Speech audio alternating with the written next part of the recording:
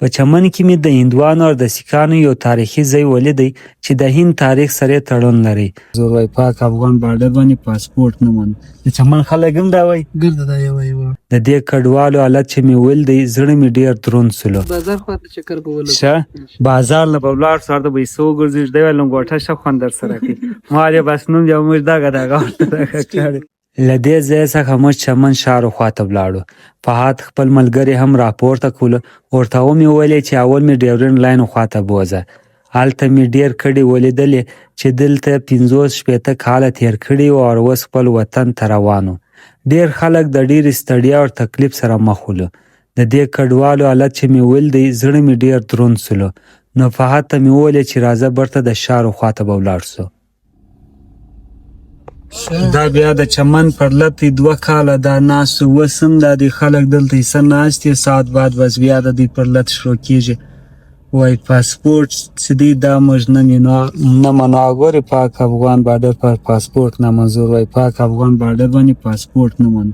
د چمن خلک هم دا وای ګرځه دا یو وای د مغز پاسپورت دا کیسه نه وله تی به ښه کلاس را کلاس ورشه اوس څه خوله راکړو فل آزاد واست د دې له وجې به دا زموږ خلک لا کیله ولو اوس وروره د دې باندې هم دا کیسه ودرېدله پر موږ هم ودرېدل.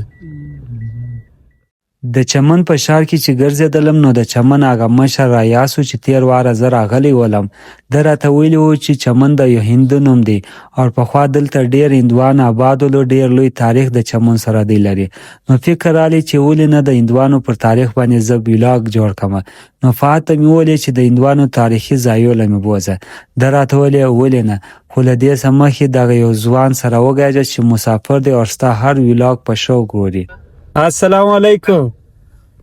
وعلیکم السلام. فضل افغان اشرف جوړیه شکر ماستی په چمن کې د دې لنګوټه ورته تړلې ده یاره د واکس چې مونږ ته خوند درکې کنه ډیر زبردست خوند کوي. ته څنګه خیر دې شکر دې ته شای جوړستا هر ویلاګ زګورم ته کاروبار نشته فیسبوک دی واړه ولک په فیسبوک کې چې پانګې ته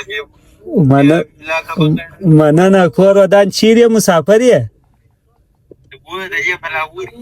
شه. په چمن کې مې د هندوانو او د سیکانو یو تاریخي ځای ولیدی چې د هند تاریخ سره تړون لري. په دې ځای کې کورونه آباد ول. دا ځای په 1931 کال کې د هندو او سیکانو تجارانو لخوا جوړ شوی ول او دا ځای د دوی د ګیسټ هاوس لپاره و چې دوی به د تجارت لپاره چمن ته رالو نو هم دلته بیا ریسټ کوي. که ویلاګ مې خوښ شوی نو د یوټیوب د لارې مې هم سبسکرایب کړئ. مننه.